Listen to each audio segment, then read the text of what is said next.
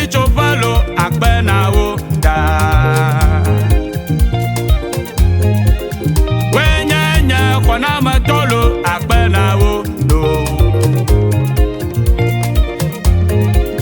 Wenye doyolalo akbena wo da. Yesu akbelo. Yesu le akbelo. Yesu le akbelo.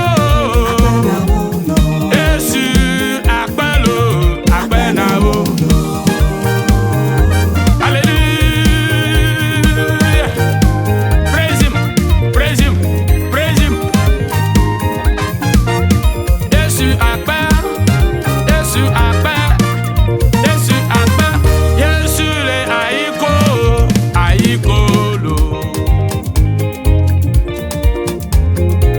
Yesu le aiko, aikolo. Wena benye hama chakbe aikolo. Wena benye hama swame aikoda. Nyavi fa fotro sunuko aikolo. Yesu akbelo.